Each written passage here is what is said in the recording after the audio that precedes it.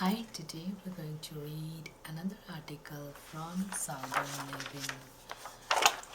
So, I'm going to read an article which is near the end. So this is about President Jimmy Carter. So, it's called Building a Legacy: How Jimmy Carter Worked to Hammer Out Peace and Forge a Better World. The first time I saw former President Jimmy Carter, I was a young reporter in Miami in the 1990s. He was swinging a hammer in Liberty City, farming up a house for Habitat for Humanity. He always believed in things like that.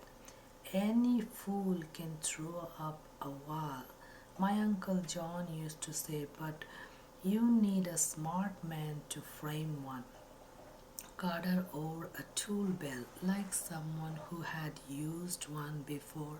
Some people just hammered aimlessly, but he got the bull's eye for every nail with each hit.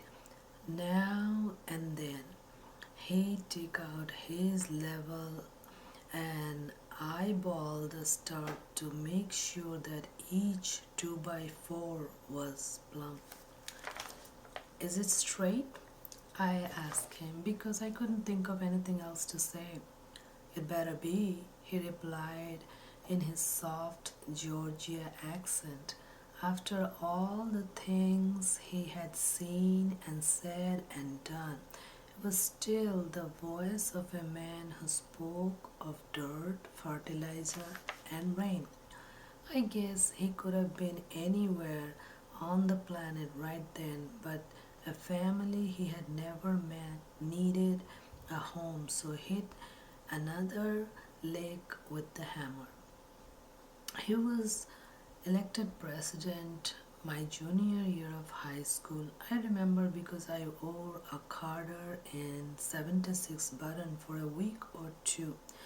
I was too young to voice and too dumb to know what I could have been voting for, but a pretty girl had given me the pin, and well, you know how that is. Still, it made me sort of proud. Carter was a Southerner. He was ours. He had been a Navy man, a submariner, versed in nuclear physics, who had came home to run the family peanut farm and mercantile after his daddy had died. What a beautifully southern thing to do. He got into politics intending to make a positive impact with better schools, jobs, healthcare, and housing. And when he talked about it, I actually believed him. Things were stacked against Carter as president. Inflation and interest rates were climbing, and lines at the gas pumps in Georgia seemed to stretch all the way to Alabama.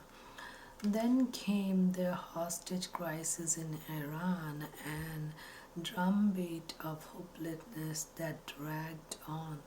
I remembered that the fall rescue mission and burned out aircraft in the sand. The day 52 remaining captive Americans were finally released was his last one in office, but that was just the beginning of his legacy.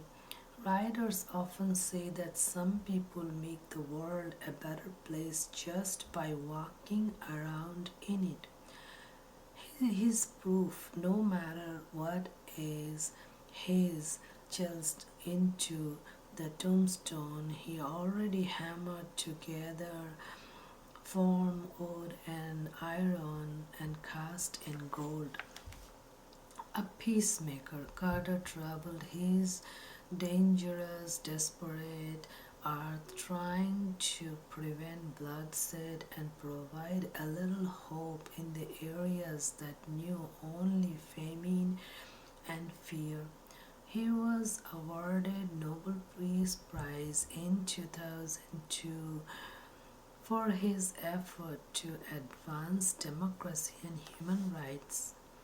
Pretty much every form of common decency there is out there, Carter espoused, as if all the time he spent teaching Sunday school was guided him from Palestine to Mozambique.